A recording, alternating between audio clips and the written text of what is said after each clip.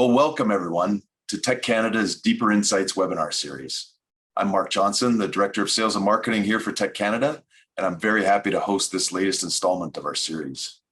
Our Deeper Insights webinars are designed to equip business leaders, that is, with the latest insights to strategically approach the complex issues and business uncertainty that surrounds us.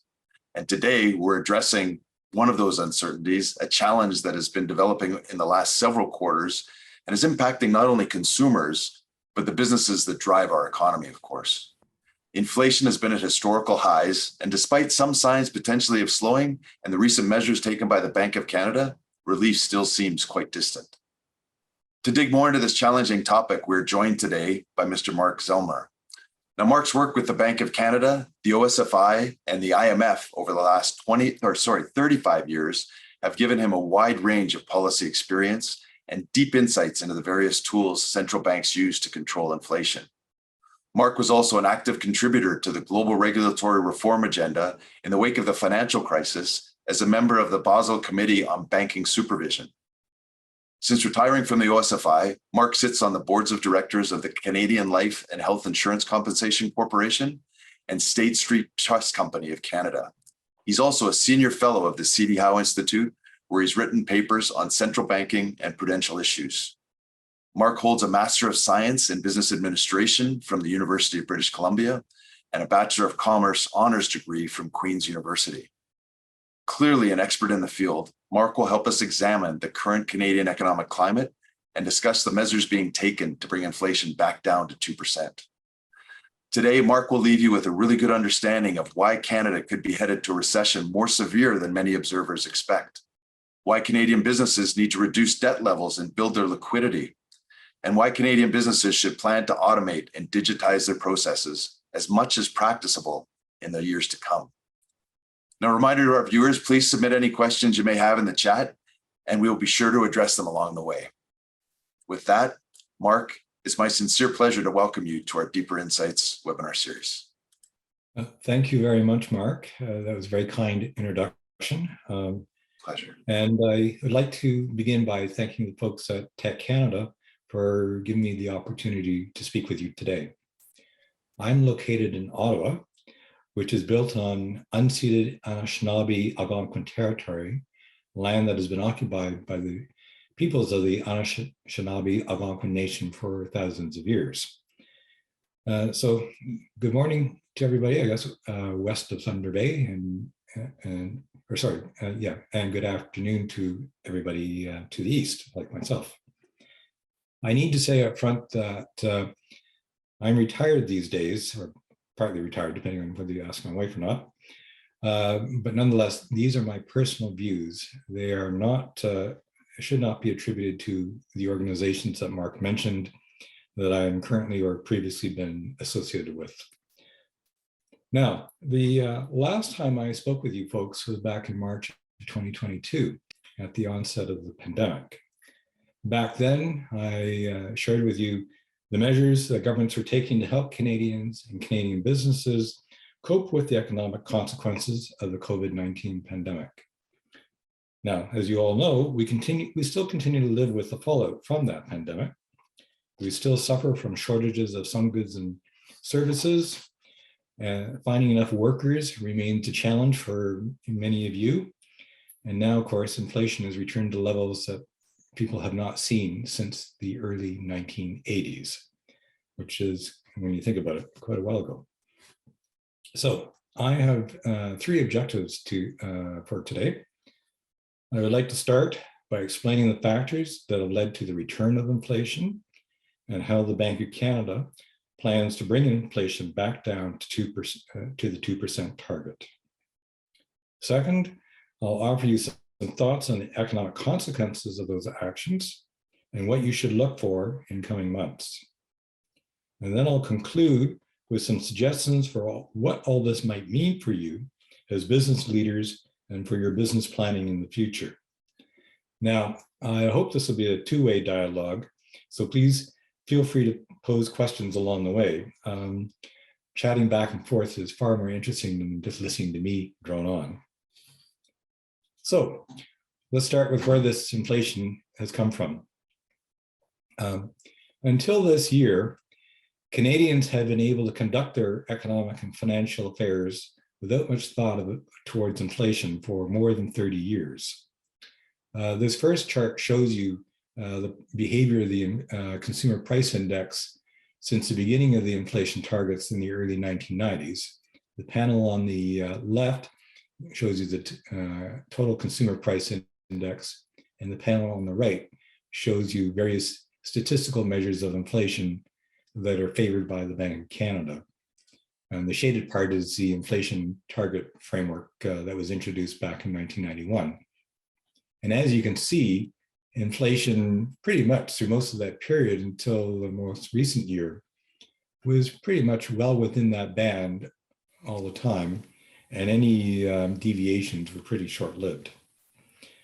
And that has enabled Canadians and Canadian businesses to benefit from a tailwind of falling interest rates over most of that period. Indeed, one could argue that the biggest challenge facing central bankers since the global financial crisis 15 years ago has been to keep inflation from falling below the band rather than from moving above it. The occasional burst of inflation that moved the CPI above target were fairly short-lived and had little impact on the public's expectations for future inflation. Indeed, inflation expectations remain well anchored throughout that 30-year period at around the 2% mark. Of course, that's all changed this year, as you can see by how those lines have gone screaming north in the last year. Inflation in Canada and abroad has reappeared with a vengeance, with the consumer price index surging by more than 8% in the 12 months ending in June. Now, the second chart shows you a comparison of inflation in Canada versus some of our key peers, such as the United Kingdom, the Euro area, and the United States. And the purpose of this chart is basically to drive home that this is not a Canadian issue, it's a global story. Because what it shows is that the Canadian inflation rate continues to be below those of our peers. But honestly, that's probably not very much comfort to you and the many Canadians that are having to cope with the loss of purchasing power of your income. In fact, I would even go so far as to argue that the official statistics understate the inflation pressures in the economy. The ongoing shortages in some goods and services, plus the difficulty many firms face in hiring staff, can be viewed as a sign that prices in those markets need to rise further to balance supply and demand. So there may, in fact, be more inflation pressures in the pipeline than is suggested by the official consumer price statistics. So how did the inflation genie escape from its bottle? Here, I like to point you to the Bank for International Settlements based in Basel, Switzerland. It has some insights to offer because it basically serves as the global hub for central bankers. And as you can see from this chart, the inflation story is a global phenomenon. Back a few months ago in its annual report in June, it cited the confluence of three factors behind the inflation story. The first is a surprisingly strong rebound in global economic activity, which was turbocharged by a combination of pent-up consumer demand in the wake of the pandemic and the huge economic stimulus supplied by many governments during the pandemic. The second factor they cited was a surprisingly strong pivot in consumer demand from services to goods. And finally, I think it's fair to say the central bank community around the world was surprised by the difficulties that emerged in adjusting supply, as evidenced by the bottlenecks in global supply chains that held back production and distribution around the world. This, in turn, was aggravated by hoarding, as many firms around the world started hoarding inventories as a precaution, moving, if you like, from a just-in-time to a just-in-case inventory management philosophy. Now, of course, making matters worse this year were global supply challenges brought on by China's zero COVID policy, which led to some shutdowns from time to time in many parts of that important economy. And this has been compounded by the onset of the Ukraine war and its attendant effect on oil and food prices and prices for other tradable goods.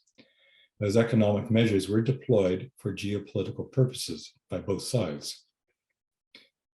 Now, one can certainly excuse central bankers for not foreseeing the Ukraine war and its economic consequences. After all, wars tend to come out of nowhere and are not usually in anybody's economic models. But I would argue that central bankers are rather slow to respond to the other factors at play. It would not have taken much imagination to anticipate that the public would want to get out and spend money after having been restrained by the public health measures during the worst phase of the pandemic. Indeed, I can recall back in 2020, in some groups that I was involved with, that many experts were warning that when the economy was placed in a coma, that the reopening would likely be plagued by supply constraints, given the pent-up demand and the challenges of restarting normal business operations for many firms. You folks would know that far better than me. Now, one thing that has drilled in repeatedly to me when I was working for the Bank of Canada years ago is that monetary policy works with a lag. The monetary decisions that are taken today take time to work their way through the economy before they ultimately affect the rate of inflation. In its most recent monetary policy report in July, the Bank of Canada argued the lag in this case to be around 18 months to 2 years. That is why it now expects it will take until the end of 2024 to bring inflation back down to the 2% target. Now, in light of that lag, one might reasonably ask, why did the bank and its counterparts in other countries not start raising interest rates sooner before the inflation genie escaped from its bottle? After all, if you think back to the spring of 2021, the Bank of Canada was projecting in its monetary policy report that the Canadian economy would return to operating at full capacity by the end of 2022. And the public's concern about inflation was certainly evident in last year's federal election. With interest rates close to zero back then, one might have thought that the bank could have begun a gradual increase in interest rates in the middle of last year with the aim of returning them to more normal levels before the economy started to overheat. Now, that sounds like a fairly simple question, but all simple questions usually have rather complicated answers, and this is no exception. And so I'd like to draw your attention to two key parts to the answer. The first one relates to how central banks consider supply shocks to the economy when they take interest rate decisions. The Bank of Canada's long-standing practice since the introduction of the inflation targets back in 1991 has been to look through any short-term factors affecting inflation and focus instead on the underlying inflation trend.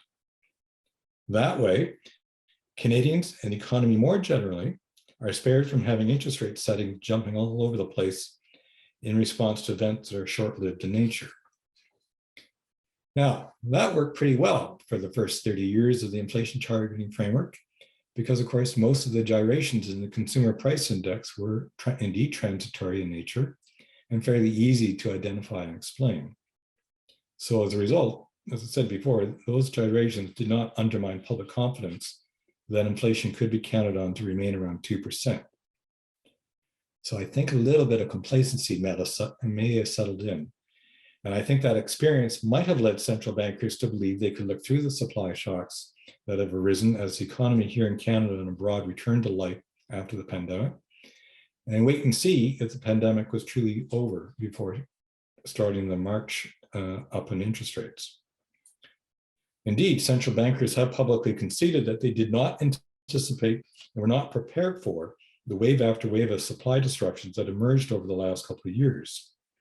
Those waves have served to undermine the public's faith now that inflation will stay low and have now forced the hand of central bankers. So let's turn to my third chart. This is a reproduction from the Bank of Canada's monetary policy report in July.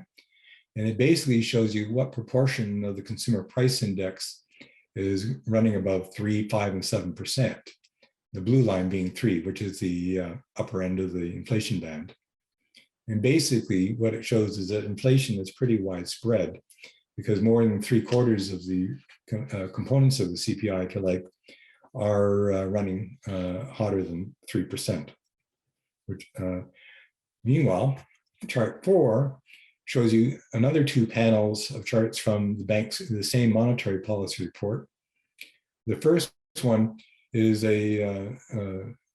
basically gives you the results of a survey of expectations for labor shortages. And the second panel to the right shows you various measures of growth in wages and salaries. And what I want to draw to your attention in both cases is that it looks like shortages are appearing increasingly in labor markets, and that this, of course, naturally is leading to wages starting to heat up.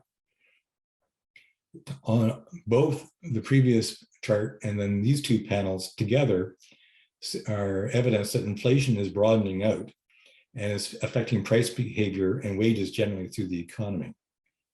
So the game is up. And the Bank of Canada and the Federal Reserve down south, along with their counterparts in many other countries, are now moving fast to shut down that chain reaction before it gets too well entrenched. Otherwise, we could be staring at the experience of the 1970s and the 1980s, where we found that it could become a lot harder to bring the public's expectations for inflation back down to 2%.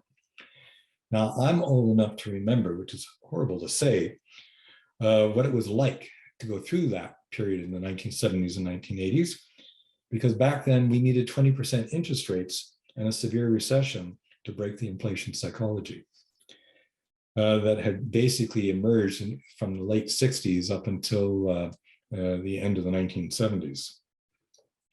That was pretty painful for anybody that was alive and lived through that at that time. So the idea is, by clamping down now, today's central bankers are hoping to quickly curb the inflation pressures and the chain reaction before they get too set in stone and require us to have to drive down that road again. But that's not the whole story. The second part I want to draw your attention to is what I believe was some rather questionable experiments by the Bank of Canada and the Federal Reserve. Earlier this summer in June, one of the deputy governors at the Bank of Canada, Paul Beaudry, publicly acknowledged in a speech that when inflation started to rise in 2021, the bank opted against raising interest rates, not only because inflationary shocks from abroad don't tend to last very long, but also because the bank wanted to ensure that those who lost their jobs during the pandemic could get back to work. Or, to put it another way, my words, the bank decided to keep interest rates at record lows and probe to see how far the economy could expand and how many jobs could be created before inflation pressures emerged in earnest. Now, to be fair, the bank was not alone in this respect. A similar course of action was signaled by the Federal Reserve back in August of 2020, when it announced that following a major review of its monetary policy framework, going forward, it was going to pay more attention to the shortfalls of employment from its maximum level in its interest rate deliberations. Now for my rant. While it is laudable to want to help as many people as possible find work, given the pandemic's serious disruptions to many lives, I do not believe it was a prudent course of action under the circumstances. In my opinion, that strategy did not pay enough attention to the risk that inflation expectations might start to move higher as the economy got bombarded by the various supply shocks, nor the time that would be required for interest rate hikes to work their way through to impacting inflation and bringing inflation back down to 2%. Plus, quite frankly, I would have thought twice about conducting such an experiment in an environment where money was extremely cheap and speculation was pretty rampant, as anybody who was paying attention to housing markets and things like crypto assets could attest to. So this brings the question of where do we go from here? Because what's done is done. What really matters now is how the economy is likely to behave going forward. Here, I believe the Bank of Canada and many other economic forecasters are probably too optimistic in their outlooks. I fear there is a significant risk that the looming recession is going to be nastier than many people think. Now, years ago, I read a book called The Crash of 1929 by John Kenneth Galbraith, who was a fairly famous economist in his day. And in his book, he notes that there is a time-honored tradition when it comes to forecasting recessions. And he used the example of the Great Depression, where many business and political leaders were repeatedly publicly assuring everyone that business conditions were, quote, fundamentally sound. And they kept doing so as the economy continued to go down, down, down, all the way down to the depths of the Great Depression in 1932. Our modern version of this incantation is to start by forecasting a soft landing, then start admitting to the possibility of a mild recession, and so on. You get the drift. To put it bluntly, economists are not very good at forecasting or admitting to the possibility of recessions ahead of time.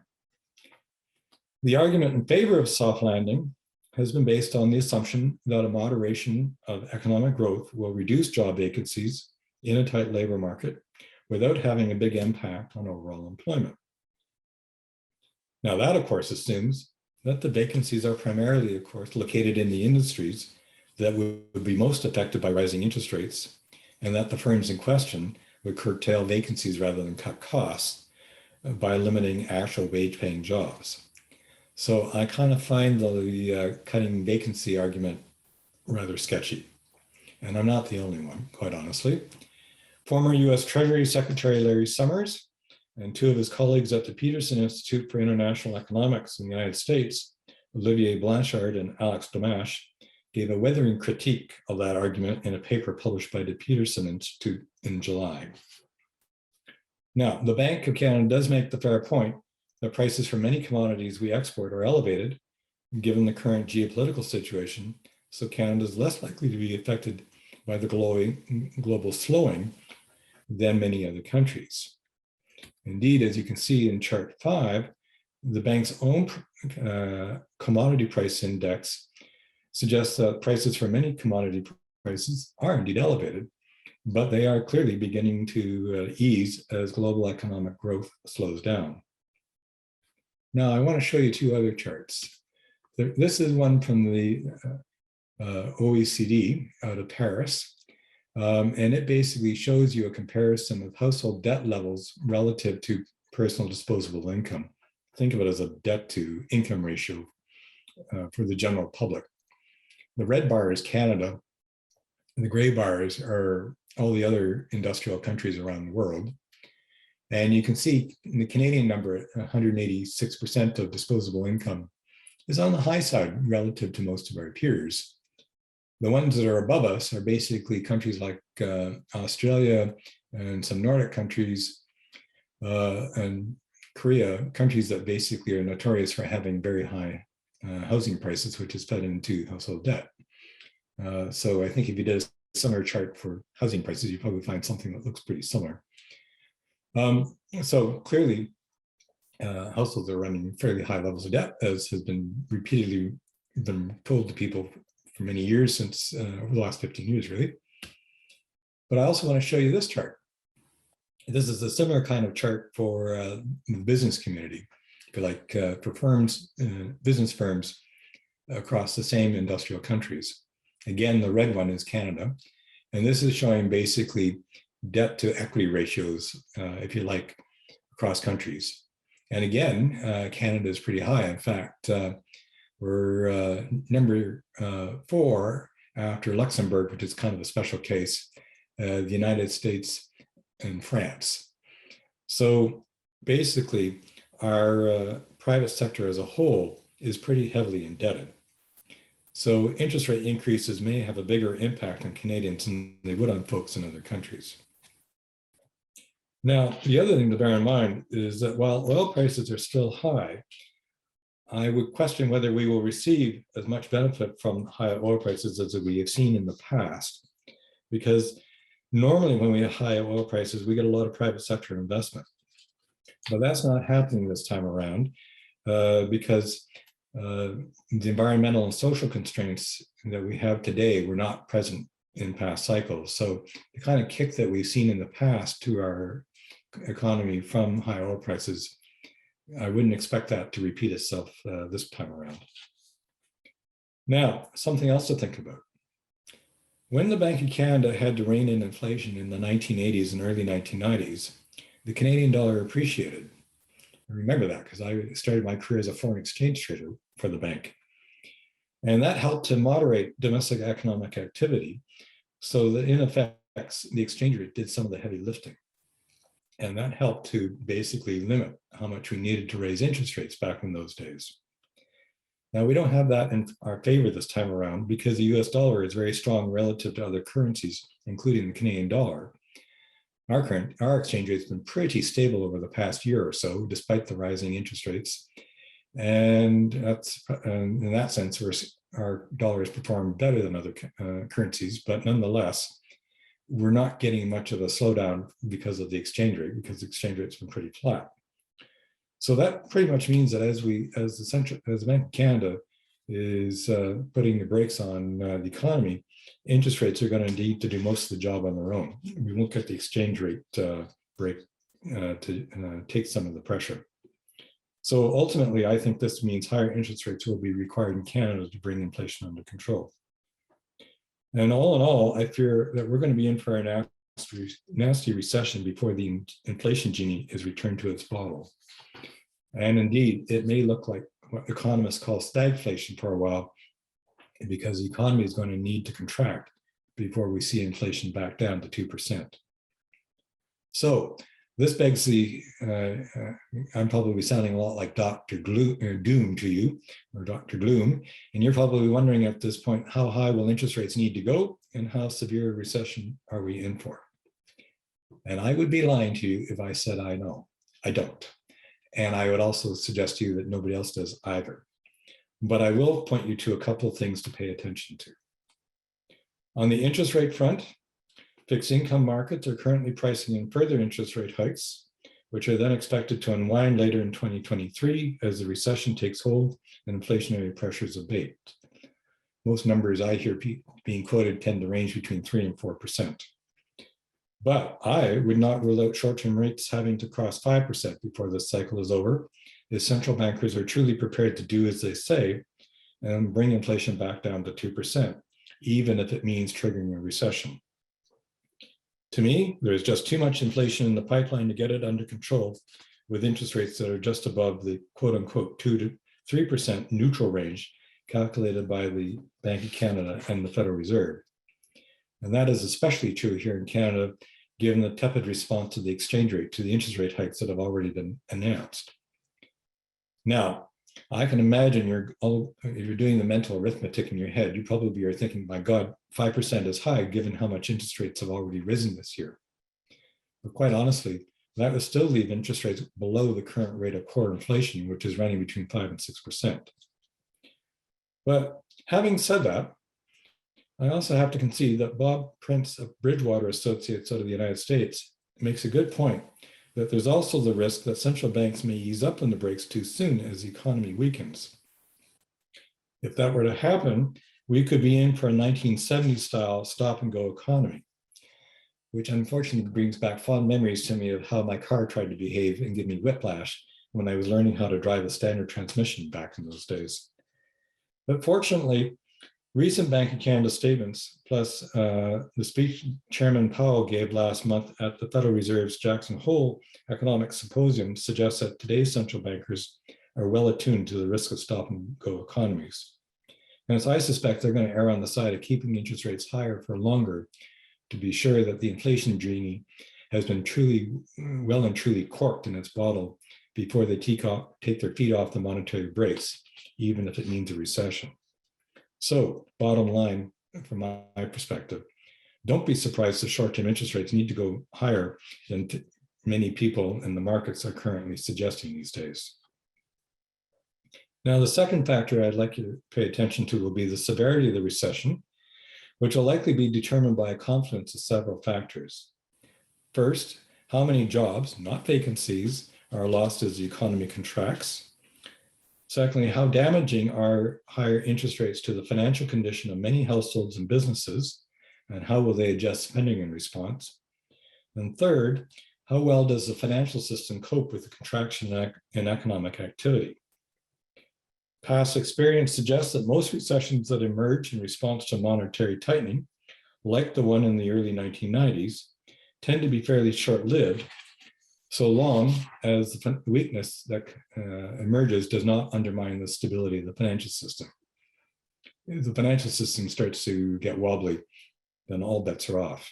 It gets quite nastier and it lasts a lot longer.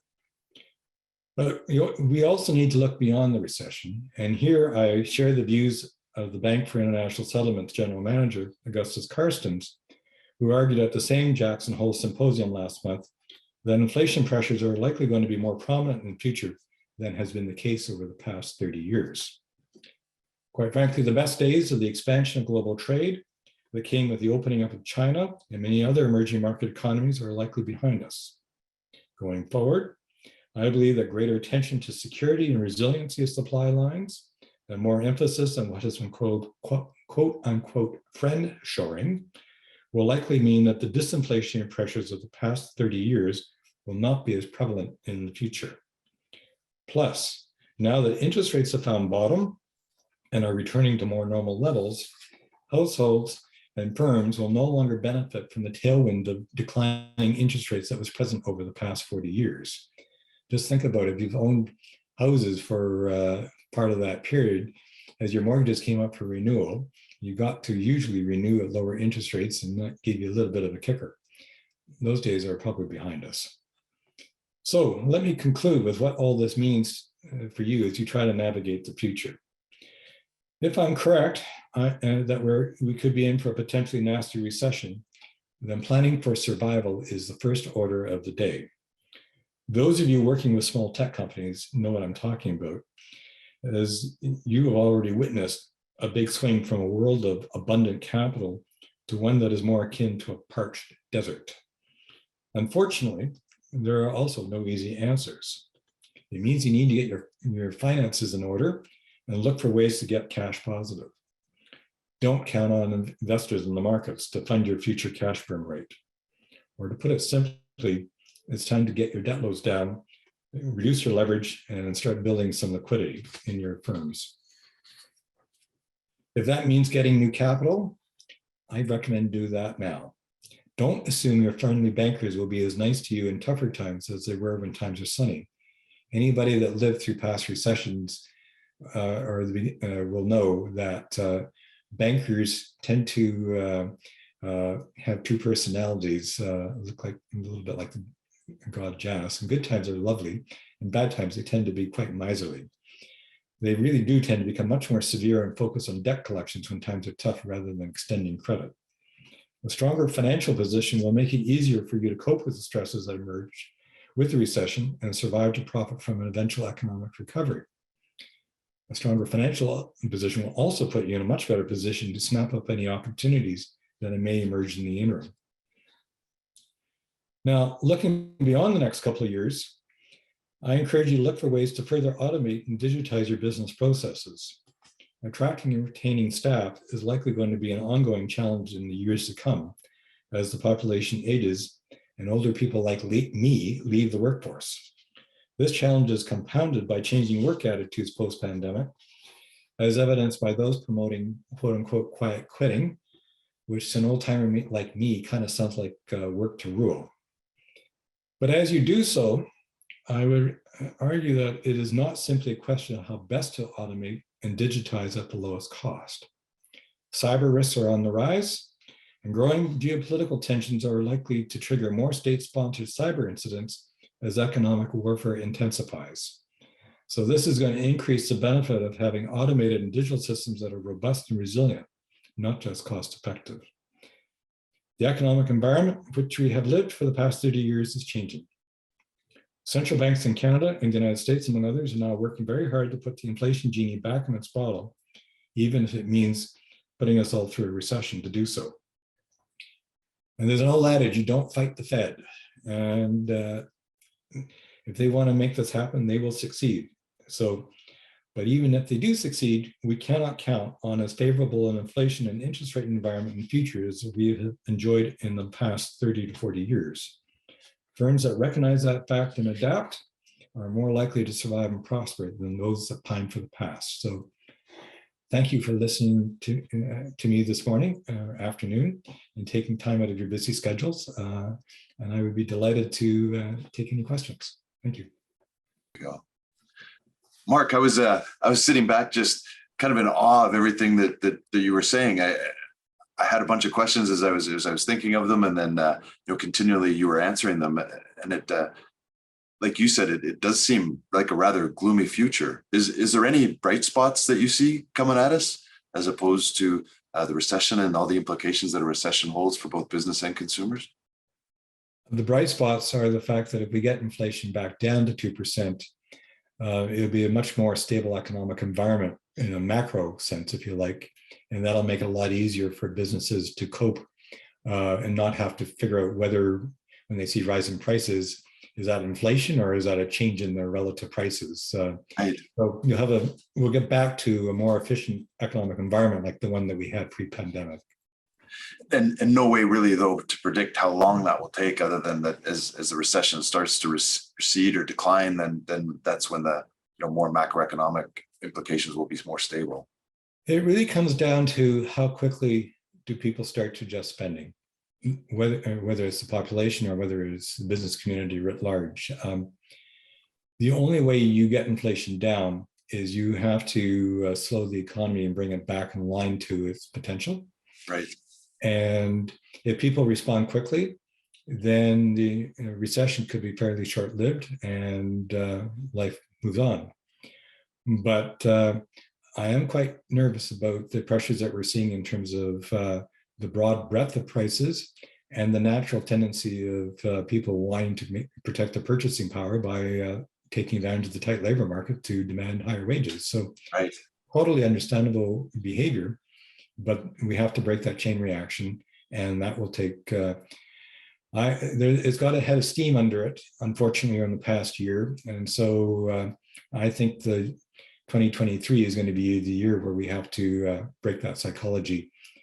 And if it gets broken, it'll be a nasty period, but hopefully it's contained to 2023.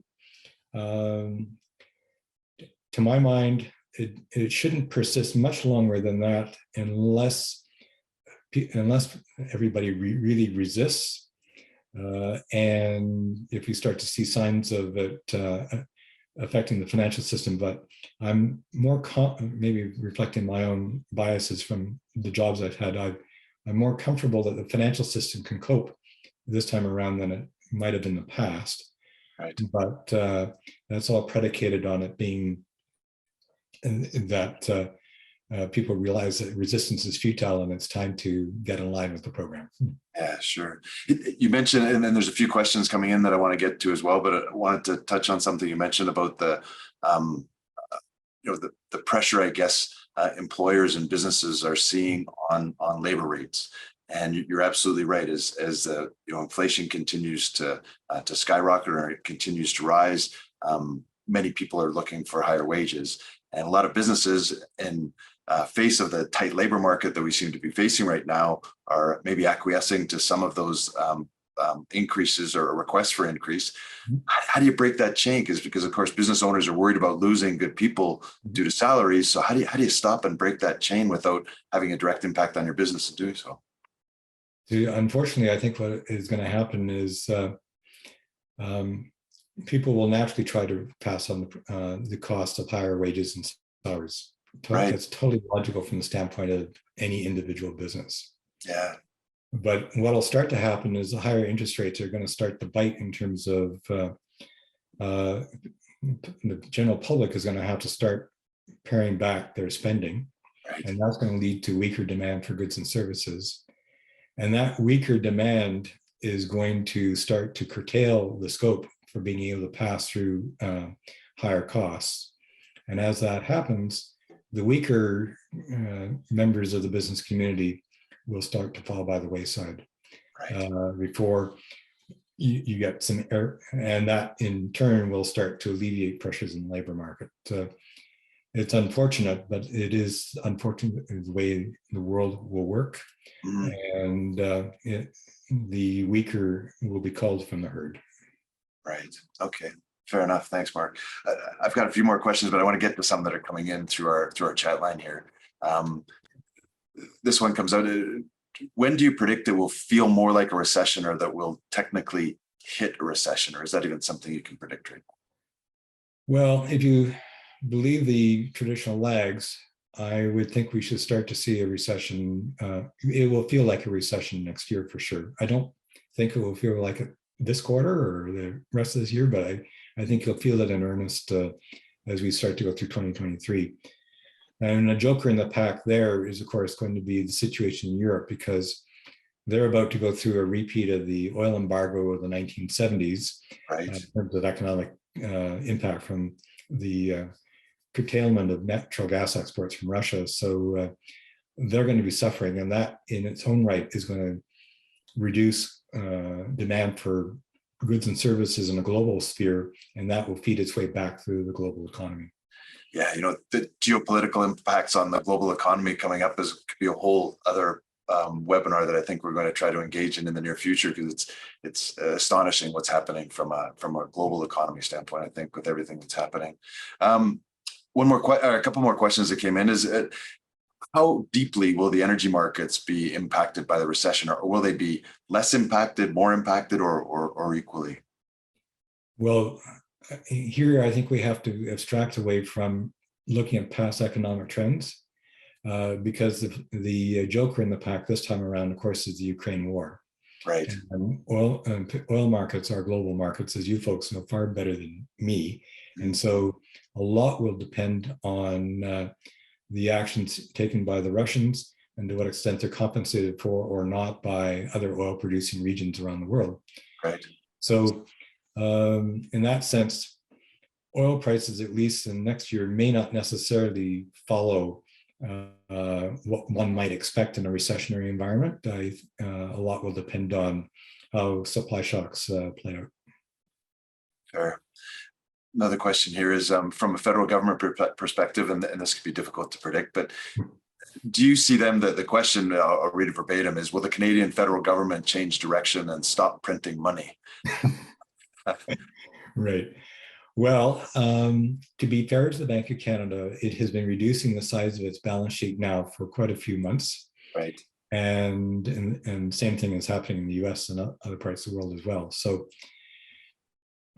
and quite honestly, the expansion of that balance sheet, printing money as people call it, and was not a major factor in terms of fueling the economy. I would think it was more the government spending combined with the public's spending, right, which was accommodated by central banks. I think now the printing money part is gone. The bank is no longer is actually contracting its balance sheet as rapidly as debt matures. If anything, that could accelerate if necessary. So the real issue, I think, is going to be, undoubtedly, governments are going to feel they have to take some action to protect the most vulnerable in the country. Mm-hmm. That's a fairly logical, understandable reaction. But if they want to make sure that they don't make things worse on an inflation front, then it would be a good idea to raise revenue to pay for that, or cut spending in other areas. Deficit financing this without offsetting spending contractions just means that it will look like the central bank and the federal government are working at cross purposes. Right. And of course, the government's only source of real revenue is through taxes. Yep. So yeah, okay. Interesting. Another question here, Mark, is when you say recession, should we expect something similar to early 2000, which I'm not sure that was really necessarily be relevant, but back into the 80s or the late 20s, early 30s? Is it something as bold as it will not be like the 30s, and it will not be like the pandemic. It will also not be like the global financial crisis 15 years ago, because there you had a cardiac arrest in the financial system compounded what was going on in the economy. It will feel more like, I think, something between the tech meltdown of the beginning of the millennium and something like we went through in the early 1990s. Right. Okay. I don't think it will feel like the 1980s because fortunately, central bankers, while they were slow to get going, at least are moving now, and they're not making mistakes that they made in the 70s. Okay, terrific. Thank you. Two more quick questions here, Mark. Well, they may not be quick, but comment here is that I see many aspects of the public sector wanting wage increases, which we talked about as across business economy as well, which is essentially them wanting the taxpayer to cushion them from current inflationary dynamics. How do we get our governments to not, as we just talked about with businesses, to not fall to that pressure of increasing wage demands as well? Recessions take a very nasty toll on public finances as much as they do on business finances, because governments will see their tax revenues decline as people have less income, if you like, and they will find themselves having to dole out employment insurance benefits and the like. So some of that spending is necessary, actually, in order to prevent a spiral into a 1930s situation. Right. But in order to do that support to the general public, the vulnerable segments of the general public, they will need to look for ways to cut their own internal operating costs, if you like. And that means they will need to resist the wage pressures, because otherwise their debt loads will start to get in trouble. And the key thing here is that we cannot afford as a country to have our debt situation get out of line with those of our peers in Europe and the United States, because we already have a very heavily indebted private sector. The last thing we need to do is compound it with the public sector, or else we're going to find ourselves relying far too much on hot money from abroad. And we know what that was like in the 90s. Yeah, absolutely. So prudent business decisions across all sectors of our economy, public and private, is what you're saying is necessary. We talked a little bit about the energy sector. What about the mining sector? Do you see anything that's going to drastically affect, I should say, the mining sector, potash, gold, lithium, those types of resources as we go forward? Well, here, I think there's a short-term and a longer-term issue at play here. In the short run, I imagine commodity prices are already starting to turn down. Yeah. For many commodities that matter for Canada, in line with the slowing in global economic activity. And that's just going to accelerate, I think, as we go through a recession to some extent. Where things get a bit tricky to predict, though, is to what extent will people start to really want to focus on security of supply? So maybe it won't be as favorable to invest in some parts of the world as has been the case in the past, when I know Canadian miners have been very busy taking advantage of investment opportunities in some far-flung reaches of the world.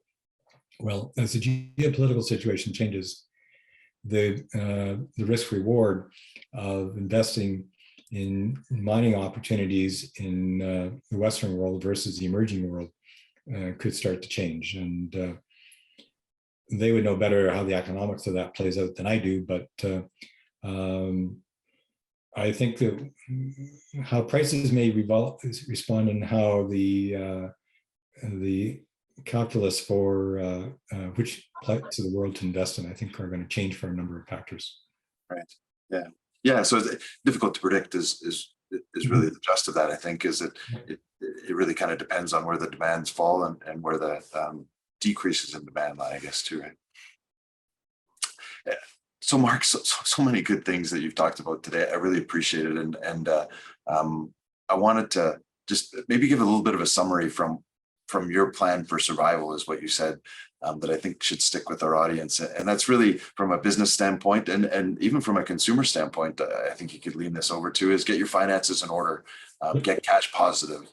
The thing that I think for businesses is really important is that capital is going to be very hard to raise in the future, not just because of high interest rates, but also because of banks' hesitancy to extend any debt unless there's a perfect scenario from the business standpoint. So if you need it now, you said get it now, because it's going to be more difficult to get in the coming quarters. Yeah, if I can give you an analogy here, Back in the global financial crisis, one of our banks, CIBC, went out and raised a lot of capital right at the start of the crisis. Right. That was the best decision they ever took, Huh. because they used to have a reputation for being the accident-prone bank. And that was made their life a lot easier to survive through the financial crisis. So in this go around, it's not a financial crisis so much as it is a economic cycle change. And in this kind of situation, yeah, if you need the money, get it now, because you'll get much, even if the terms look horrible relative to a year ago, they're going to look a lot better than they would if you had to try to raise money in a distressed situation in the middle of a recession. Right. Yeah. Yeah. Great advice. The other piece here that I love that you mentioned is that attracting and retaining staff is only going to get more difficult, as we talked about, certainly with, pressures on wages, those types of things, and then just the shrinking workforce as folks start to get older and retire. So looking for ways to automate and leverage technology, I think is a great message for businesses right now. Where possible, you'll need to do it because there simply won't be folks perhaps to be able to do that work. But you put a really good caveat in there, and ensuring that cybersecurity is top of mind, because as we start to leverage technology even more, those folks who want to take advantage of those technological holes, I guess, in businesses are going to try to take advantage there. So being sure that you got your cybersecurity house in order, sort of thing. Yeah, and it's not just, I highlighted cyber risk, but it's more than that, because I think Roger is doing a system upgrade. Systems Right. are getting increasingly more complex, and the public's willingness to tolerate disruptions is increasingly getting less. So you have a whole host of reasons why you need to have robust and resilient systems. And as things become more sophisticated and more complex, that becomes even more beneficial. Cool. One last question that just came in here, Mark, and this one will be a little bit more speculative on your part, I think. It has to do with federal politics, but with the recession and the energy crisis coming in Europe, or maybe already here in Europe for that matter, do you foresee the federal government softening their carbon reduction policies in face of these? I've honestly have no ability to give you an opinion beyond anybody else. That is, I have no connections whatsoever to the political world, and that's ultimately a political decision. So Fair enough. I would hate to. It's one thing for me to comment on economic and financial trends. Political trends, I'm not the right person to ask. Yeah, fair enough. Fair enough. Thanks, Mark. Well, Mark, thank you. This has been, for me personally, a very informative opportunity to listen to your predictions and your analysis of what's going on right now and what you see coming at us. It's definitely a somber reality that I think we're seeing, but you've given our viewers, our business leaders across the country, some really good tools, I think, to prepare themselves and to get ready for what's ahead, and making real sure that their finances are in order, that the economics of their business are stable, and they will be able to weather the storm as we proceed into and through this recession in the coming quarters. So thank you. My pleasure. It was an honor and a privilege to be able to speak with you folks today, and I wish everybody well, and happy to give you advice anytime you like. Wonderful. Thanks so much, Mark. A reminder too to our viewers that this session has been recorded. It will be posted on our YouTube channel as well as on our website. And if you do have any further questions that you'd like to address to Mark, we certainly are a conduit to him and can provide any answers, or provide the questions to Mark, and in turn get the answers back to you. So thank you everybody for joining us, and look forward to seeing you again sometime soon.